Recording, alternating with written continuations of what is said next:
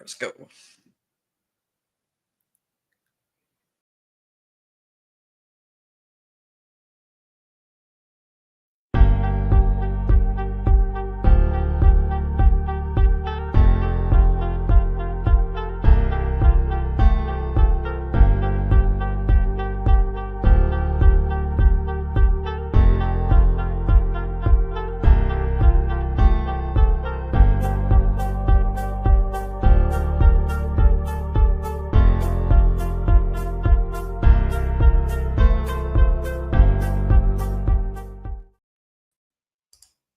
Well, good morning, good morning, good morning. Joel, how the heck are you?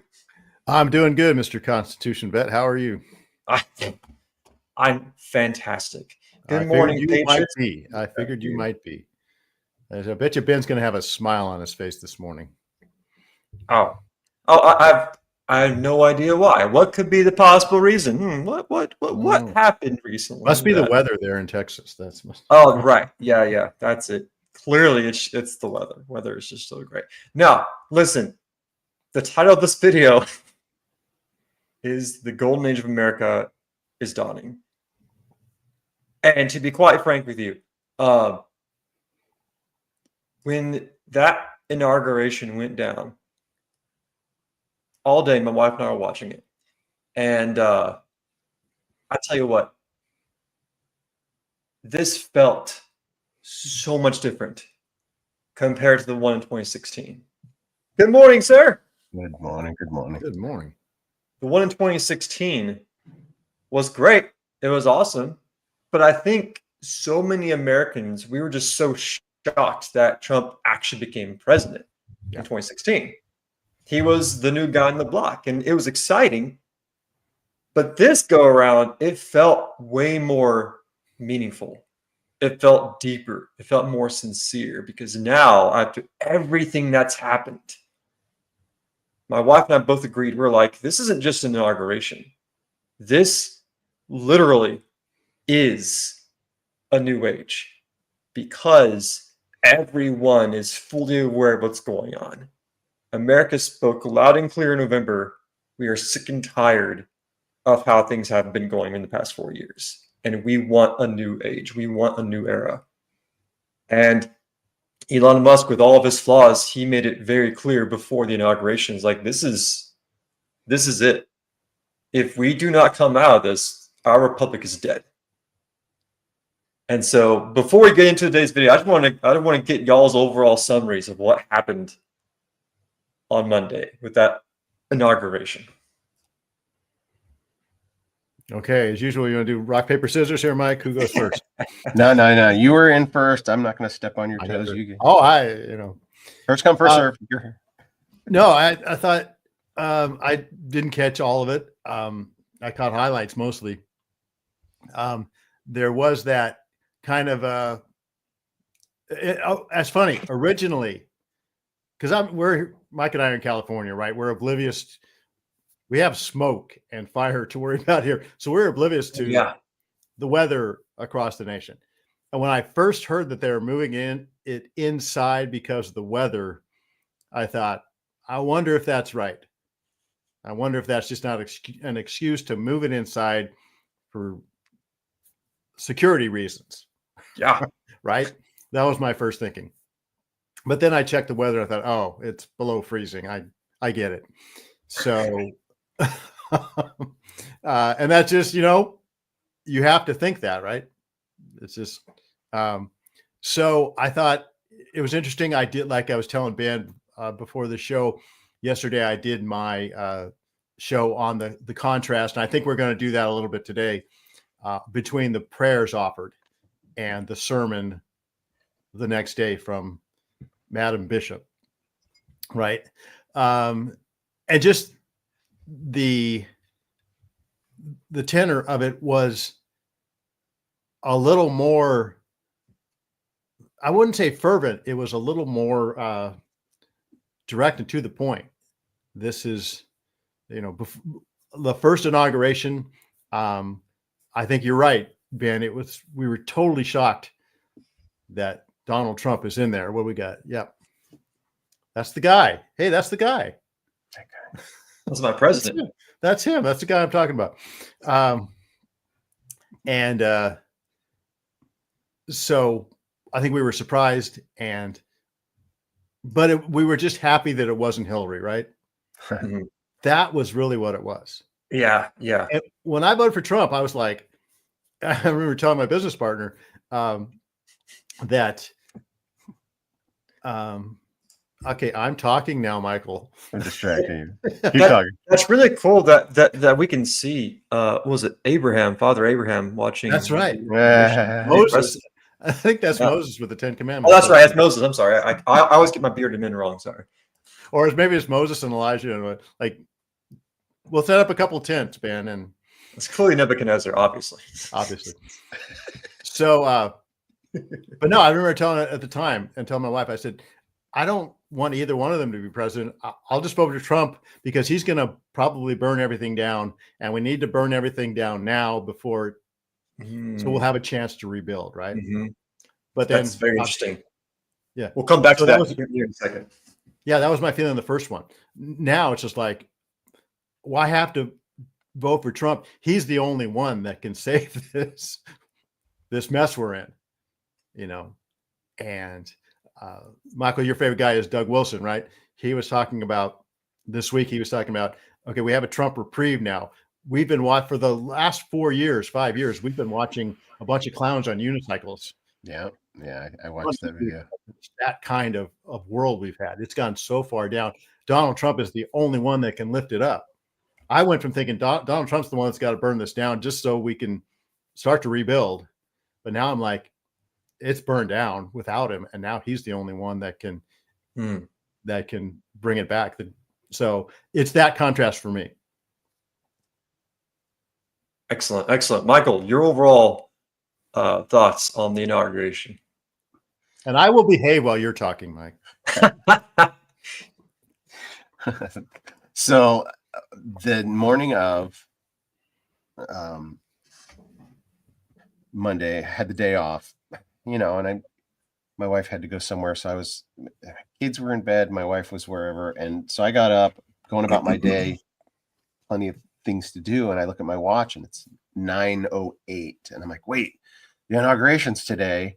What time? It was noon. I'm like, oh, I'm missing it. So I turned on the TV, and that's what you have there. I turned it on right as the very last song, this iconic national song. I can't remember the name of it, but it was the last thing right before Trump comes up and starts to speak. So I just hit record and recorded. So I did a reaction video live. I didn't post it anywhere, but it's a good like 29, 30, 31 minute video. So I think his speech was about 29 minutes. And I'm glad I did. I'm glad I recorded that and documented it and listened to it live because it was historic, right? It was for the ages. He was not up there spouting empty platitudes and word salads that we've been right. It's like that's all we've heard for 4 politicians years. Speak, yeah. It's like you want to tune into a press report, the press room, the daily press room, and get answers from the White House. And for the last 4 years, we've just it's like you get nothing, right? You get nothing.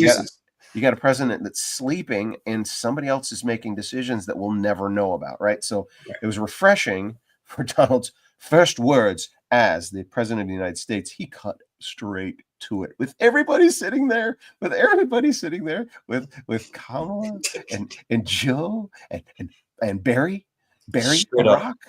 And Michelle, and don't forget Nancy. Wasn't she there? Nancy and Bernie. Bernie, can Bernie even stand up these days? It was a glorious moment in the history of our country, and the contrast. I'm with you, Joel, where in 2016, I distinctly remember sitting with a friend of mine, Brian Godawa, sitting and watching. I think it was maybe the second debate between Trump and Hillary. I think I'd missed the first. I don't know, it was the second or third one, and I hadn't seen any of the other debates. And I had been following along when there were 17 Republicans in the running in the primary, and I was like, "Is it Cruz or Rubio? Right? Cruz or Rubio? It's certainly not Jeb Bush or blah blah blah." And that Trump guy or whatever. And so I was a Rubio guy, kind of settled on Rubio. I think that's probably the best choice. I don't know. And then Trump comes out ahead, and I'm like, now I got to shift my. Because you'd be in focus. jail. Yeah. So I had to shift my focus. Okay, Republicans have picked this guy Donald Trump, and I was a fan of The Apprentice. You know, I knew who he was. I had watched the first couple of seasons of The Apprentice, and I loved it. I thought it was good TV. And now this is the guy that the Republicans have chosen. So I sat with that first debate, or the debate that I saw between him and Hillary, fully knowing I was going to be voting for Trump. But this is the first time I heard him in that setting to be able to articulate positions, and I was unimpressed. I looked at the screen, I go, one of these two people is going to be my president? That was my reaction. One of these two people. I'm holding my nose. I'm glad I want Trump. I don't think it's going to happen, but I'll pick him. Mhm. And then the night of the election, I was working a late shift, and I had the TV on, and I'm glad I was alone, because this giddiness and this joy when I realized that Donald Trump had just beaten Hillary Clinton, it's like I wasn't really into this guy, but now it really happened. And in that moment that I was experiencing that joy, the machinery of our deep state was in shock. Right? Okay, There was no way this was ever going to happen. So they Right. were rolling. Right. They had already arrayed the machine against him. Like they had already spied on his campaign, right? They'd already like, well, he's not going to be elected, so we can use the apparatus for our advantage and to spy on him, blah, blah, blah, because he won't win. We'll just cover it up as we continue on with the third term of the Biden administration, Hillary Clinton. Yeah. And then when he won, it shocked the system.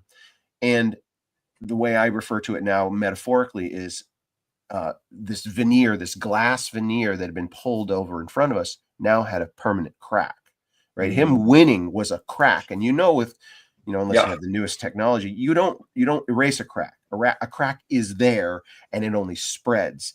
And so fast forward to what we just went through. That crack has spider-webbed and begun to shatter and fall apart, right? The veneer now is like crumbling. And everyone can see it. Right? That crack formed and got wider. And when Biden was elected, it just spread. And now it's like, okay, it's gone. It's gone. The thing that was covering our eyes feels like it's legitimately gone forever, right? The lies of the mainstream media institutions, they continue, but the bubble they're in, the echo chamber they're in, is the smaller and smaller and smaller echo chamber. They're still going to say the rabid insanity, and more people are going to watch and mock. Like, you guys are still doing that BS.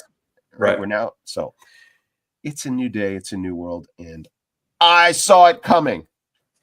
Yeah. When I was watching the whole thing on Monday, and I'm actually very, very thankful it was all indoors, because of the security risks. I was like, I don't doubt anything. I'm sure someone horrible would definitely, do something horrible. But here's the beautiful thing. Doing it in the rotunda of the Capitol was genius. Because, well, for one, the acoustics were amazing. But number two, we are at the point now where you were saying that veneer is shattered. It's gone. We were at the point where we had to call out hypocrisy quietly.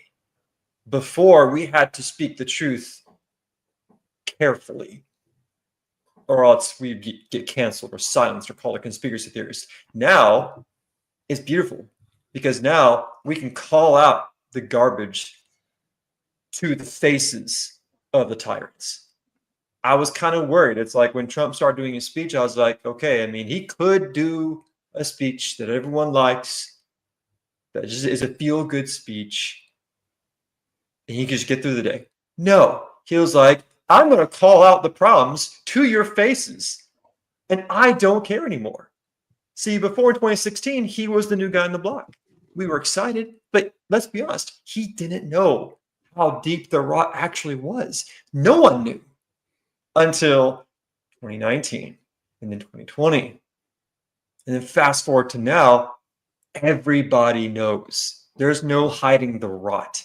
And so now it's beautiful to see this golden age it's not Republican versus Democrat. It's not liberal conservative. It's the people versus the establishment. And it's for the whole world to see. We can see the establishment terrified. They're trying everything they can to slow down nomination confirmations. They're doing everything they can to justify woke pastors, terrible policies. They're doing everything they can to justify the last-minute pardons done by Biden. There's so much to unpack. I mean, the admissions of guilt. Yeah. There's so much to unpack. But my favorite part of the entire day, it wasn't the speeches, it wasn't the parades, it wasn't the handshakes, it wasn't Prince Barron looking like an absolute beast, towering above everyone else. It wasn't Melania bringing class back to the White House. No, it was, let me share my screen right here. It was Lorenzo Sewell delivering his prayer. It was the beginning and the end of his prayer. I want to play this quick little clip here because to me, this guy, I never heard of him.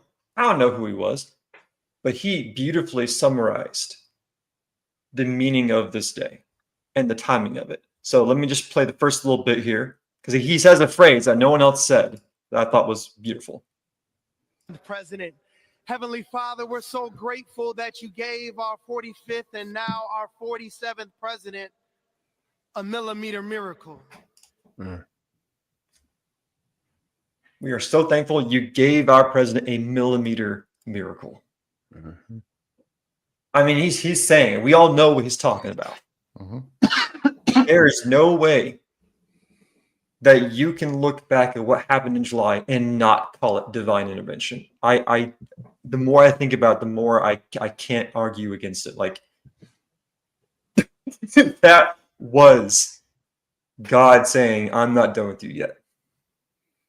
So just that phrase, we are thankful for a millimeter miracle. And at the end, he echoes the words of Martin Luther King Jr., one of my personal heroes. Not because he was black, not because he was a man, but because he was actually a real hero in the time when people actually didn't have freedoms like everyone else had. But like Martin Luther King said, I hope that one day my children be judged by not by the color of their skin, but by the content of their character. So let me just finish off with this right here. I mean, think this last part was just so beautiful, and to me, it encapsulated the joy of inauguration. And it also highlighted the fear of the tyrants. In the meaning of that old Negro spiritual, free at last. Free at last. Thank you, God Almighty. We are free at last. If you believe what the Spirit of the Lord is, there is liberty. Come on, put your hands together and give your great God great glory. And of course, you could see who wasn't clapping or who was like,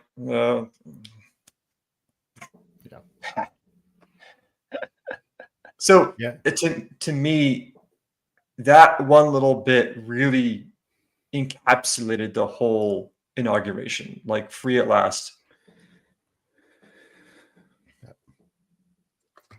Yeah, I talked about this yesterday on my podcast. Part of it was Martin Luther King Day too. Mm-hmm. So that was an homage to him. And it's funny it was kind of a dual meaning to me. I thought he is channeling Martin Luther King. And I think Trump visited his church. I didn't know who he was either. I had to kind of look it up. Apparently Trump made a visit to his church at Oklahoma, I think maybe. And so Trump invited him there. But what I think he's doing is it's symbolic, hopefully, of a change in the Black community. He is saying, free at last. We are finally, hopefully, we are finally free from being the servants of the Democratic Party. we are free at last. And again, one of the things that I realized lately, a guy named Bill Whittle always talks about this. Social proof has been given now. Everybody, all Mark Zuckerberg and all these Bezos and all these guys are finally coming on board the freedom train, because now that Trump has done this, now that he has defeated this, now that wokeism has taken a hopefully fatal blow, everybody now has permission to climb on board. Right. And to agree with this. Right. And hopefully in the Black community, they can finally see we don't have Lyndon Johnson's thing of I'll have those people voting Democrat for the next 200 years. Hopefully this breaks that 60 years in, and that they are now free at last from the yoke of the Democratic Party. Hopefully that'll happen. And I think that's what he's getting at there. Right. Beautiful. Excellent point there. For time purposes, there's just so much to unpack here, but I wanted to end this with scripture because we eagerly awaited this day. We waited for over 4 years for this day, for this moment. And the truth is, we're still waiting for the real king to return. We're still waiting for that.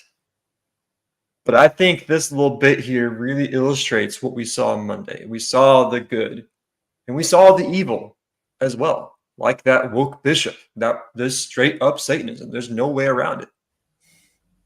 But Michael, good sir, if you could, I'm going to share the screen here. This is one of my favorite books in the Bible, Revelation.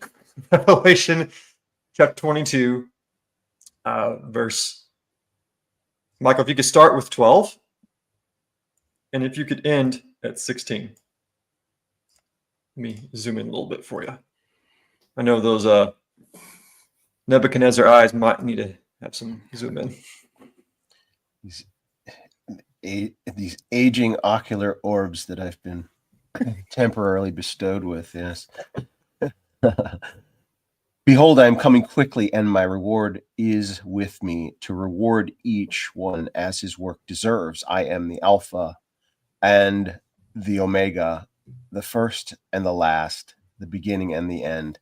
Blessed are those who wash their robes, so that they will have the right to the tree of life, and may enter the city by the gates. Outside are the dogs, the sorcerers, the sexually immoral persons, the murderers, the idolaters, and everyone who loves and practices lying. I, Jesus, have sent my angel to testify to you of these things for the churches. I am the root and the descendant of David, the bright morning star. I know a lot of people kind of are scared of Revelation. It's just so much to take in. I personally love Revelation. There's just so much to analyze. There's so many beautiful illustrations of what's to come. And God makes it very clear. This is what's going to happen. This is exactly what's going to happen. This is what you should expect. Can I tell you when? No. But this is what will happen. And to me, it's just like, does no one ever think about that? Does no one ever consider the fact that our world will end? Everything we know will be gone. But this new kingdom will return, and our king will rule. And so, on one hand, you have people who are terrified of that. On the other hand, I want to count myself in the group of people that are like, it's the end. Let's go. Let's do it. Let's get to that point. Yeah.